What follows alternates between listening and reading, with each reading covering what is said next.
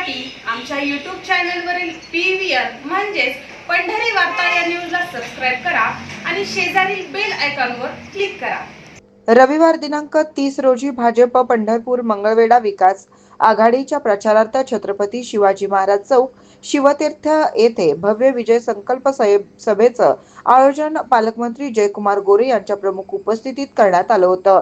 नगराध्यक्ष पदाचे उमेदवार श्यामल लक्ष्मण शिरसाट तसेच भाजप आघाडीच्या नगरसेवक पदाचे उमेदवार यांच्या प्रचारानिमित्त आयोजित या सभेत बोलताना आमदार समाधान अवताडे यांनी यावेळी भगीरथ भालके यांच्यावर जोरदार टीकास्त्र सोडलं। पहा काय म्हणाले आमदार समाधान अवताडे।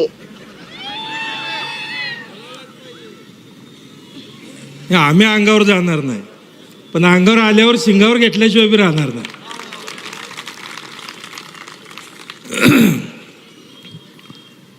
पंढरपूर नगरपालिकेच्या सार्वजनिक निवडणुकीच्या निमित्तानं आज या ठिकाणी भारतीय जनता पार्टी आणि आघाडीच्या या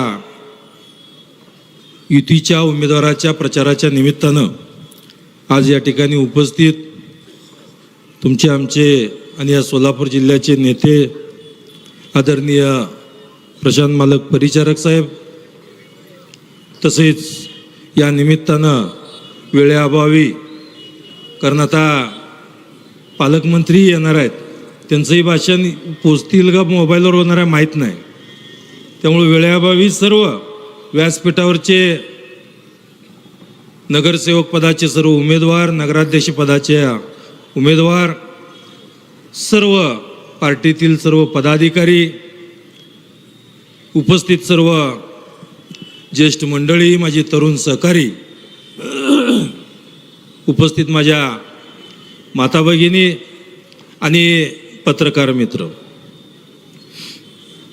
आज नगरपालिकेची निवडणूक बऱ्याच काळानंतर आपली लागलेली आहे आणि या रणधुमाळीमध्ये खरं म्हणजे समोरच्या पार्टीतून आपल्यावर फक्त आरोप कुठले? जातीवादाचा आरोप, कारखान्याचं असं झालं। परंतु मला त्यांना एवढंच म्हणायचं आहे की माझ्या आमदारकीचा काळ हा 4 वर्षाचा आहे। आदरणीय मालकांच्यामुळं, सर्व पांडुरंग परिवार, भारतीय जनता पार्टी सर्वांच्यामुळं, आपल्या सगळ्यांच्या सहकार्यानं या ठिकाणी मला दुसरी टर्म आता मी करतोय। तुमच्या सगळ्यांच्या आशीर्वादानं, पंढरपूर मंगळवेढ्यातल्या सर्व जनतेच्या आशीर्वादानं त्या विधानभवनामध्ये पाठवण्याचं काम तुम्ही या निमित्तानं केलेलं आहे।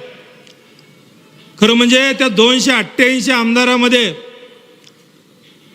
संतभूमी आणि देवभूमी ह्या दोन्हीच्या भूमीचं नेतृत्व करण्यासाठी तुम्ही जे पाठवलंय त्याची योग्य भूमिका आज मी 100% बजावत आहे।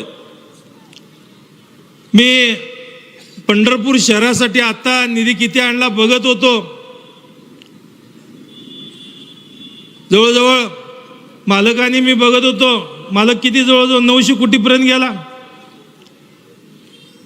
900 कोटीपर्यंत जर शहरात निधी आज या ठिकाणी गेला असेल तर मला या निमित्तानं एवढंच म्हणायचं आहे, आदरणीय मालकाने आणि मी त्या ठिकाणी हे महायुतीच्या सरकारमध्ये, या महायुतीच्या सरकारमधून, महाराष्ट्राच्या तिजोरीमधून आपल्या मतदारसंघासाठी जेवढा जास्तीत जास्त निधी आणण्याचं काम आम्ही दोघांनी या निमित्तानं केलेलं आहे।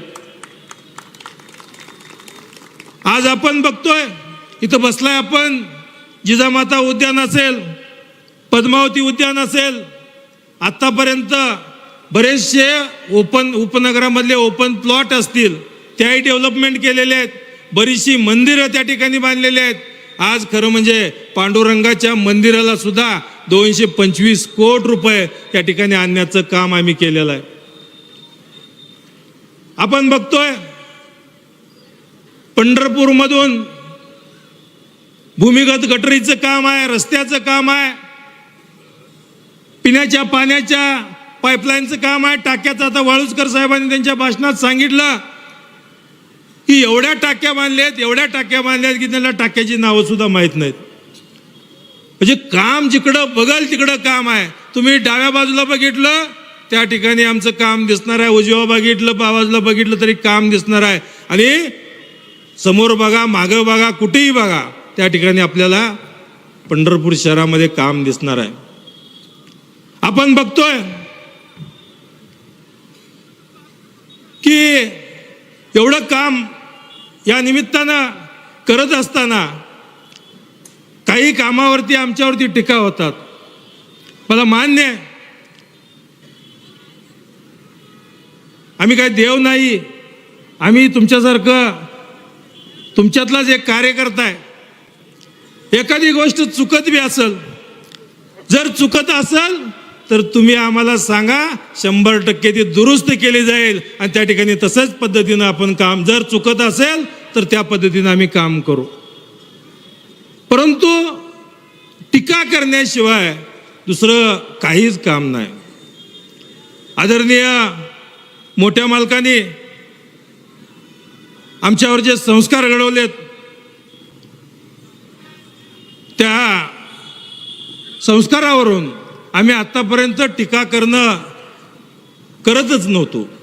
परंतु आता कुठेतरी सगळ्यांच्यातून रेटा यायला लागला की ती बोलतेत आपण काहीच बोलत नाही, ती बोलतेत आपण काहीच बोलत नाही. कारण आपण खरं आहे, आपल्याला बोलायची गरज नाही, वेळच त्याच्यावर उत्तर देणार आहे. आणि ज्या ज्या निवडणुका लागल्या, मग जिल्हा परिषदची कासेगाव गटाची निवडणूक असू द्या किंवा पोटनिवडणूक असू द्या किंवा कालची झालेली विधानसभेची निवडणूक असू द्या, जनतेने त्यांना जागेवरती उत्तर त्या ठिकाणी दिलेलं आहे. खोटं बोलून कुठं राजकारण होणार नाही. आदरणीय मोठ्या मालकांनी जो वारसा दिलाय, जे विचार दिलेले आहेत, खरं म्हणजे या विचारावरती काम करत असताना आम्ही बघतोय ही टीका टिप्पणी. काली मी एखादी मुलाखत बघत होतो, त्या मुलाखतीत सांगत होते की मला अडचणीत आणलं गेलं, मला असं केलं, मला तसं केलं. मग अडचणीत आणलं, मग आता नगरपालिकेत आला आणि तुला अडचणीत आणल्यावर तू काय गप्प बसणार आणि रडत बसणार का? मग शहराचा विकास खुंटणार का? ज्या वेळेला भारत नाना विठ्ठल कारखान्याच्या बाबतीत त्यांनी बऱ्याचशा टीका केल्या, सांगितलं गेलं विठ्ठल कारखान्याला मी चेअरमन झाल्यावर अडचणीत आणण्याचं काम केलं, परंतु कुठल्याही 1 रुपया मला निधी बँकेची कर्ज देऊ दिली नाहीत, काही देऊ दिलं नाही. खरं म्हणजे नानांनी ज्या वेळेला कारखाना या बछड्याच्या हातात दिला त्यावेळेला जवळजवळ 800 कोटी कर्ज होतं. 800 कोटी कर्ज आलंच कसं हे बी विचार करण्याची गोष्ट आहे. परंतु 800 कोटी कर्ज आलं, जर तुला चालवता येत नसेल, सगळी संचालक होती, आता बरीचशी संचालक त्याबरोबर आमच्या बरोबर आहेत, आता ती सांगतेत तुला झेपत नाही, तू बघू नको, दुसरं कोणतं आपण तयार करू.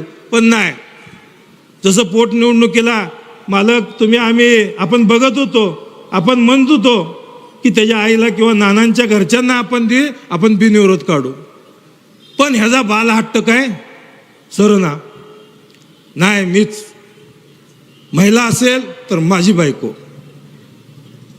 म्हणजे आईचं नावच काढना कुठं. परंतु ती निवडणूक लादली गेली. आज विठ्ठल कारखान्याच्या बाबतीत बोललं जातं की विठ्ठल कारखान्याच्या बाबतीत खरं म्हणजे आज ते म्हणत होते, आज मी बी त्या ठिकाणी आलो घेऊन की 2014 ते 19 आदरणीय देवाभाऊ मुख्यमंत्री होते आणि विठ्ठल कारखान्याला अडचणीत आणलं असं त्यांनी सांगितलं. परंतु 2019ला 60 कोटी रुपये कारखाना चालू करण्यासाठी दिलं होतं. 2019ला 60 कोटी रुपये जर कारखाना चालू करण्यासाठी दिला असेल तर 19-20 म्हणजे त्याच वर्षी कारखाना बंद ठेवला का बंद ठेवला? हेही महत्वाचं आहे. हे 60 कोटी परत व्यापाऱ्याला देऊन व्यापाऱ्याकडून परत पैसे काढलं गेलं. शिवाय 100 कोटी रुपये 2017-18ला हे डिस्टिलरी बनवण्यासाठी आदरणीय देवाभाऊंनी त्या ठिकाणी दिलं होतं. त्यावेळेला मिटिंग झाली होती की कारखान्याला 100 कोटी. आता इलेक्शन कारखान्याचं नाही आहे, परंतु त्या मुलाखतीमध्ये त्यांनी जे सांगितलंय त्यामुळे आता ही सांगायची पाळी आली आहे. खोटं बोल पण रिटून बोल, या अशा पद्धतीचं वागणं हे योग्य नाही. आज आपण बघतोय 17-18ला डिस्लरीवर जे 100 कोटीचं कर्ज दिलं होतं, त्या 100 कोटीवर 35 कोटी रुपये हे जुन्या व्यापाऱ्याचं देऊन टाकलं. 35 कोटी रुपये हे त्या ठिकाणी कारखाना चालू करण्यासाठी त्यात टाकले गेले. राहिलेल्या पैशाचं गोळाबेरीज केली, म्हणजे डिस्लरी करायची, डिस्लरीची क्षमता वाढवायची, हे त्या ठिकाणी मावळली गेली. आज आपण बघतोय व्यापारी देणे देतात, आम्ही व्यापारी देण्यावर ते बी देणीच आहेत, द्यायलाच पाहिजेत, परंतु ज्यासाठी जे कर्ज काढलं, डिस्लरीसाठी कर्ज काढलं, ते डिस्लरीसाठी वापरलं पाहिजे. आणि तुम्हाला पैसे देऊन सुद्धा तुम्ही जर नाही म्हणत असाल आणि असा जर खोटारडेपणा सांगत असाल आमच्या नेत्यांच्या बाबतीत, हे कदाचित खपवून घेतलं जाणार नाही. आज त्यांच्यावर सुद्धा आता पेपरही वाचत होतो, जुना पेपर निघाले होते. 1,05,00,000ची त्यांनी कारखान्याची फसवणूक केली, अपहार केला, म्हणून 1,05,00,000 ह्याच्यावरती त्यांच्यावर मला वाटतं फौजदारीचा गुन्हाही विठ्ठल कारखान्याने दाखल केलेला आहे. मग एवढं सगळं असताना खरं म्हणजे प्रत्येक निवडणूक झाली, पक्ष बदलले, जनता हाच माझा पक्ष एवढं सांगायचं, परत त्या पक्षाकडे जायचं, त्या पक्षाला डिमांड करायची, पैशाची मागणी करायची, त्याच्याकडून पैसे घ्यायचं, ह्याच्याकडे जायचं, ह्याच्याकडून मागणी करायची, त्याच्याकडून पैसे घ्यायचं, एवढ्याशिवाय उद्योग नाही. रमी आता त्यांच्या वैतागानंतर सरकारने जंगली रमी बंद करून टाकली, बंद केली. म्हणजे सरकारला सुद्धा त्यांची किती काळजी आहे बघा. बऱ्याच याला म्हणजे आता ही इलेक्शन झालं, मी प्रत्येक इलेक्शन मध्ये सांगतोय, ही इलेक्शन झालं का डायरेक्ट परत गुहेत. एक महाराज होते आणि ते गुहेत तपश्चर्या करायचे, आणि तपश्चर्या करून 6 महिन्याला गुहेतनं बाहेर यायचे. आणि 6 महिन्याला आल्यानंतर मग गावातली काही चांगली मंडळी किंवा काही विशिष्ट काम करणारे असतील किंवा चांगल्या संप्रदायातले असतील किंवा सगळ्या क्षेत्रातली चांगल्या क्षेत्रातली काम करणारे असतील, हे जरी मृत झाले तर मृत झाल्यानंतर आपण त्याला काय म्हणायचं, मडच म्हणायचं की. मग सगळे असे मृत माणसं मडी सगळे त्या गुहेच्या बाहेर तशी सगळी ठेवायची. मग महाराज 6 महिन्यातनं एकदा बाहेर येणार आणि सगळे मंत्र जंत्र सगळं त्याच्यावरती हे शिंपडणार, ते सगळी मडी मृत माणसं सगळी उठणार आणि उठल्यानंतर जे त्याच्या ती घरी जाणार आणि महाराज परत गुहेत जाणार. ही जर वेळच्या इलेक्शनला अशी परिस्थिती आहे. ही सगळी उठवायचे. आता मी आहे, प्रशांत मालक, उमेश मालक, एवढी मागं लागतात सगळे. दादा 2 निवडणुकीचं आमचे एवढे पैसे राहिलेले आहेत, काय तर करा तुम्ही. अरे काय करा म्हणजे तुम्ही त्या पॅनलमधनं उभारल्या, मी काय करणार आहे. नाही येऊ द्या एकदा, आम्ही बघतो. बघ बाबा तू बघ, तुझा नेता तू बघ. आता तुला जिवंत केलंय त्याने, तू बघ. जोपर्यंत आता जिवंत हे आहे तोपर्यंत आपण बघू बाबा म्हणलं. पण मला या निमित्तानं एवढंच सांगायचं आहे, अशा खोट्या नाट्या प्रचाराला त्यांनी बळी पडू नये. आज आपण काम करत असताना म्हणजे नुसत्या टीका टिप्पणीवरती लोक मतं देत नाहीत. या मतदारसंघातले प्रत्येक कामं मी 4 वर्षामध्ये आमदार असताना या मतदारसंघासाठी 5,000 कोटीचा निधी प्रशांत मालक आणि आम्ही दोघांनी मिळून या ठिकाणी आणलेला आहे. त्यांना 5,000 कोटीचा हिशोब विधानसभेमध्ये दिलाच आहे. परंतु काही वेळेला आमच्या नगराध्यक्ष पदाच्या उमेदवाराला त्यांनी चॅलेंज, मलाही चॅलेंज असंच करत होते, त्यांनी शिवतीर्थावर यावं, जाहीर करावं, आकडे द्यावे. ह्या शिवतीर्थावर 5,000 कोटीचा हिशोब दाखवला होता आपण. आणि आता आमच्या नगराध्यक्ष पदाच्या उमेदवाराला अजून म्हणतात तुम्ही शिवतीर्थावर या, तुम्हाला चॅलेंज आहे, तुम्हाला हे आहे, तुम्हाला ते आहे. अरे काय लावलं हे? तुमच्यात खरंच धाडस असेल, वेळ आणि तारीख तुम्हीच सांगायची, इलेक्शन बी होऊन जाऊ द्या, परंतु त्या ठिकाणी तुम्ही केलेल्या एवढापर्यंत आत्तापर्यंत सत्ता आहे, आत्तापर्यंत केलेल्या कामाची यादी द्या.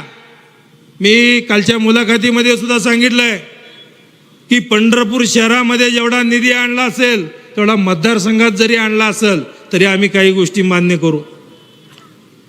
काय केलं मतदारसंघासाठी? मंगळवेढ्याचा एवढा मोठा पाणी प्रश्न, आज पाणी प्रश्न सोडवू शकले नाहीत. आदरणीय देवाभाऊनी त्या योजनेला 700 कोटी रुपये दिले आणि 700 कोटी रुपये देऊन मंगळवेढ्याच्या 24 गावांना पाणी पाजण्याचं काम आदरणीय देवाभाऊ आज करत आहेत. त्याचं काम सुद्धा आता चालू झालेलं आहे. भीमा नदीच्या पात्रामध्ये लोकांना पाणी पुरत नव्हतं, 2 बंधारे त्या ठिकाणी बांधले गेले. मंगळवेढ्यामध्ये 100 कोटीचं हॉस्पिटल त्या ठिकाणी निर्माण केलं. पंढरपूरमध्ये 200 बेडचं हॉस्पिटल आपण निर्माण करतोय. आज आपण शहरातले रस्ते असतील किंवा अनेक सेवा सुविधा देण्याच्या दलित वस्तीतले असतील, नागरी सुविधा असतील, या सगळ्यामधून शेकडो कोटीचा निधी या मतदारसंघासाठी आपण आणलाय. आज उद्यान असतील, तलाव असतील, हे सगळे सुशोभीकरण करण्याचं काम आपण करतोय. एवढ्या सगळ्या गोष्टी करत असताना आज प्रत्येक गोष्टीला जर टीका टिप्पणीत जर उत्तर देत असतील तर यापुढं नक्कीच आपल्याला सुद्धा त्याच भाषेत उत्तर खरं म्हणजे द्यायला पाहिजे. कारण विकासावरती बोलायला आपल्याकडे भरपूर आहे, आपल्याला विकासावर बोलायलाच वेळ पुरत नाही. त्यामुळे त्यांच्या टीका टिप्पणीला उत्तर द्यायचं कुठं? त्यांच्या मागं काही लोक असतील, काही चुकीचं मिसगाईड करत असतील, परंतु मला सगळ्यांना एवढीच विनंती करायची आहे, त्यांच्या मागची जी काही आहेत त्यांना काय फिडिंग करत असतील लोक, तर त्यांना सुद्धा विनंती करायची आहे की विकासाच्या पाठीमागे या बाबांनो. अनेक प्रश्न आहेत. आज पंढरपूरमध्ये MIDC निर्माण होते आहे. हजारो पोरांच्या, हजारो युवकांच्या हाताला काम लागणार आहे MIDC मध्ये. चांगले उद्योग त्या ठिकाणी आपण निर्माण करणार आहे. पंढरपूर ही अध्यात्माची नगरी जशी आहे तशी पंढरपूर ही उद्योग नगरी म्हणून सुद्धा आपल्याला या पुढच्या कालावधीत करायची आहे. बंधूंनो, अनेक गोष्टी आहेत. या राज्याचे मुख्यमंत्री आदरणीय देवाभाऊ भक्कमपणाने आपल्या पाठीमागे आहेत. देशाचे पंतप्रधान आदरणीय मोदीजी यांनी सुद्धा जवळजवळ 50,000 कोटी रुपये या महाराष्ट्रातल्या नगरपालिकांच्या विकासासाठी या ठिकाणी आज आपल्याला मिळणार आहेत. आज आदरणीय देवेंद्रजी फडणवीस साहेबांची सभा होती. त्यांनी सांगितलं की 40,000 गावामध्ये ही 6.5 कोटी लोक राहतात आणि 400 गावामध्ये म्हणजे आपल्यासारख्या ग्रामीण गावामध्ये या नगर परिषदेमध्ये हे 6.5 कोटी लोक राहतात. मग या लोकांच्या सेवा सुविधा असतील, या लोकांचे प्रश्न असतील, घरांचे प्रश्न असतील, रस्त्यांचे प्रश्न असतील, ड्रेनेजचे असतील, पिण्याच्या पाण्याचे असतील, हे सगळे प्रश्न आज या निमित्तानं जर कोण सोडवू शकत असेल तर या ठिकाणी आपल्या गल्लीपासून दिल्लीपर्यंत म्हणजे आपल्या वार्डातला सुद्धा भारतीय जनता पार्टीचा हा नगरसेवक आला पाहिजे, जेणेकरून जास्तीत जास्त निधी हा आपल्या वार्डाकडे खेचून आपल्या वार्डातली सर्वच्या सर्व कामं या निमित्तानं आज केली जातील. मला एवढंच या निमित्तानं सांगायचं आहे की आपण कुठल्याही भूलथापाला बळी पडू नका. एवढा मोठा आपण विकासाच्या दृष्टीनं हे शहर चाललेलं आहे आणि मध्येच कोणतरी येऊन त्या ठिकाणी अशा पद्धतीचं म्हणजे काल तर एका सभेत सांगितलं, त्यांची विरोधकांची सभा मंगळवेढ्यात होती, काही म्हणले काही काळे बोके 2 आडवे जातात म्हणून. आता म्हणलं काळे बोके कोण आहेत काय कळ नाही म्हणलं, पण गारोड्या डोळ्याचं मांजर काहीतरी आडवं जातं एवढं नक्की आहे म्हणलं. तर टीका टिप्पणी करू नका. ज्या भाषेत तुम्ही बोलाल त्याच भाषेत तुम्हाला या पुढच्या कालावधीत 100% उत्तर द्यायला द्या. आम्ही 100% देणार एवढं या निमित्तानं आपल्याला सांगतो. आदरणीय मोठ्या मालकांनी जे आम्हाला शिकवण दिली त्या पद्धतीनं या मतदारसंघाचे असेल किंवा शहराचे असेल, हा विकास या निमित्ताने यापुढच्या कालावधीत आदरणीय प्रशांत मालक आणि मी या पुढं करण्यासाठी आम्ही कटिबद्ध आहोत. आपल्यालाही सगळ्याला विनंती आहे की आपणही सगळ्यांनी कुठल्याही भूलथापाला बळी पडू नका. खरं म्हणजे आता अजून एक विषय होता की उद्याची एक सभा आहे. त्या उद्याच्या सभेला ग्रामीणमधनं जवळजवळ काहीतरी 500 गाड्या सांगितलेल्या. आत्ताच कोणतं मला सांगत होतं 700 ग्रामीणमधनं सांगितले तर उद्या सभा घेणार आहेत म्हणून. मग सभेला ते आत्ता हसून हसून एक जण ग्रामीणचे आमचे होते, ते सांगायला आले की विधानसभेचं पहिलं पैसे दे आणि मग तुला परत गाडी देतो, नाहीतर या गावातली गाडी सुद्धा तुला भाड्यानं कोण देणार नाही म्हणून. आता विधानसभेचं ही मालक ते पुढचं बोलतील, परंतु अशी परिस्थिती या निमित्तानं आहे. आणि आमचं असंच आहे, आमचं तसंच आहे. एक भाऊ आता ती आटपाडीला इथनं आघाडी तिथं कमी पडली म्हणून इथली आघाडी तिकडे नेली. कुठली आघाडी आहे त्यांची? ती जी काय असेल ती आघाडी ती आटपाडीला नेली आहे. आणि ती बी बहादर ओबीसीच्या ह्याच्यावर अजून उभारलेला जातो, दोघं बहीण भाऊ. तर खरं म्हणजे काहीतरी जरा जनाची नाही तर मनाचीही वाचली पाहिजे. ज्या गोष्टी आपण चुकलं पाहिजे, म्हणजे चूक झाली म्हणून आपण ही मान्य केली पाहिजे. तर ज्या गोष्टी बरोबर असतात त्याही त्या ठिकाणी सांगितल्या पाहिजेत. पण तुम्ही प्रत्येक गोष्ट टीका टिप्पणीशिवाय बोलणार नाही. आई बाप काढणार, माझा बाप दाखवतो म्हणणार, 3ला दाखवतो, माझा 2ला दाखवतो. अरे दाखव, तुला काय दाखवायचं ते. ही जनता खंबीर आहे. खोटं बोलणार याच्या पाठीमागे 100% राहणार नाही. विधानसभेला असंच सांगत होतो, कवटाळीपासून ताणतो ते पडळकरवाडीपर्यंत ताणणार. कवटाळीत बी आम्हीच ताणलं आणि पडळकरवाडीत बी आम्हीच ताणलं. आता सांगितलं धूळ मुक्त, धूळ एवढी. अरे रस्त्याची कामं चालू आहेत. काल त्या पुलाचं बी काम सांगितलं. आता त्याला एवढं कळत नाही, पूल बांधताना पहिला पूल बांधण्याऐवजी कडचे असणारे रस्ते असतात, ते रस्ते दुरुस्त केले पाहिजे, मग पुलाच्या हाताला काम, पुलाच्या बाजूला काम लागलं जातं. परंतु या बाजारात नाही पूल झाला पाहिजे. बरं ठीक आहे, पूल बांधल्यानंतर ह्यांना एवढं कळत नाही का कडनं रस्ते झाले पाहिजेत. म्हणजे दोन्ही बाजूनं तीच बोलणार. मग काम चालू असल्याना धूळ थोडी उडणारच आहे. आता ठीक आहे, त्यांना आपण त्या कॉन्ट्रॅक्टरलाही सांगू धूळ उडू नये ह्याची काळजी घेतली पाहिजे. त्या ठिकाणी लोकांना त्रास झाला, त्या अधिकाऱ्यांना आम्ही खडसावलं, 2 वेळा मिटिंग घेतली. परंतु आज एवढं या निमित्तानं सांगू इच्छितो की टीका टिप्पणी करून कुठं काय आपले पोटं बनणार नाही, आपल्या शहराचा विकास होणार नाही.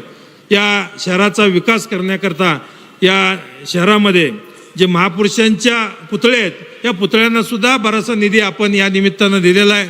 छत्रपती शिवाजी महाराजांचा सुद्धा पुतळा बऱ्याचशा आमच्या सहकार्यांनी मला सांगितलं, पुतळा आता थोडासा छोटा झाला आहे, तोही मोठा पुतळा आपल्याला केला पाहिजे. भविष्यामध्ये 100% छत्रपती शिवाजी महाराजांचा पुतळा सुद्धा ह्याच्यापेक्षा मोठा पुतळा या चौकामध्ये आपण करू, तेवढं आपल्याला या निमित्तानं सांगू इच्छितो. आणि आज येणाऱ्या 2 तारखेला आपल्याला एक विनंती करतोय की आपलं चिन्ह आहे कमळ, आणि नगराध्यक्ष ते मला वाटते 2 वार्डामध्ये बशी ना, 4 वार्ड, 2 प्रभागात 4 उमेदवार. मला वाटतं एक तर पुढे गेलं का 6 आणि 14. प्रभाग क्रमांक 6 मध्ये 2 कपबशी आणि 1 कमळ, आणि प्रभाग 14 मध्ये 2 कपबशी 1 कमळ. बाकीच्या प्रभागामध्ये काही विचार करायचा नाही. 3 कमळाची चिन्ह दिसतील, 3 ठिकाणी कमळाची बटन एकाच मशीनवर आहे ना, ती 2 मशीनवर. काही ठिकाणी 2 आहेत, काही ठिकाणी 1 आहे. तर जिथं जिथं कमळ बटन दिसतंय त्या ठिकाणी सगळ्यांनी बटन दाबायचं आहे आणि भरघोस मताने या ठिकाणी निवडून द्यायचं आहे. एवढं आपल्या सगळ्यांना या निमित्तानं विनंती करतो आणि मी या ठिकाणी थांबतो.